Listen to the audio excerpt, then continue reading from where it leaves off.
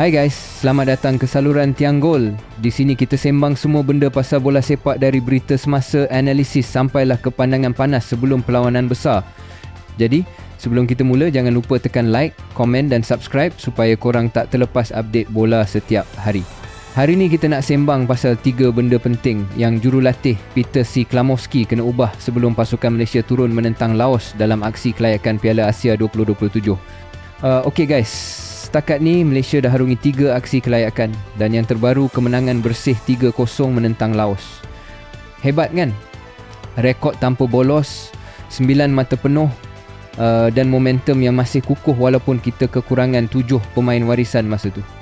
Tapi kalau tengok dengan lebih dekat, masih ada beberapa kelemahan yang Peter C. Klamovski kena ambil serius sebelum pertemuan seterusnya pada 14 Oktober nanti di Stadium Nasional Bukit Jalil. Pertama sekali, isu paling ketara masa lawan Laos ialah kreativiti di bahagian tengah.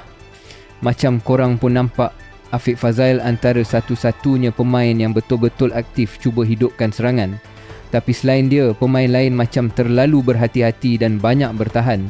Nazmi Faiz pula nampak macam masih tercari-cari rentak, belum betul-betul selesa di posisi tu. Jadi mungkin Peter kena ubah sedikit formula, mungkin cuba gandingan baru yang lebih agresif.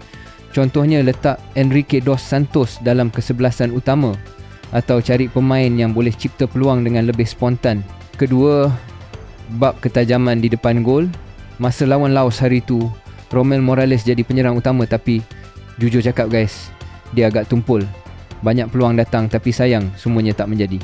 Kadang-kadang nampak macam nasib tak menyebelahi dia, tapi ada juga situasi di mana dia kurang memberi tekanan pada pertahanan lawan. Untuk aksi seterusnya, mungkin Jordan Mintah atau Paulo George boleh diberi peluang.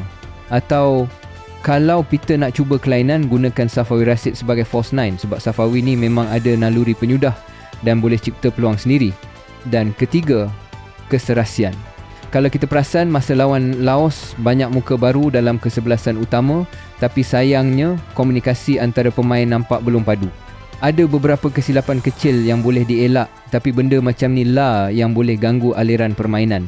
Kalau aspek ni tak dibaiki cepat, memang susah nak tengok Harimau Melaya main dengan gaya yang lancar dan menarik untuk ditonton. Jadi secara keseluruhan, 3 perkara ni nampak remeh tapi sangat penting. Kreativiti di tengah, ketajaman di depan dan keserasian antara pemain. Kalau semua ni dapat diperbaiki, tak mustahil Harimau Melaya boleh terus kekalkan rentak kemenangan dan mara bergaya ke Piala Asia 2027.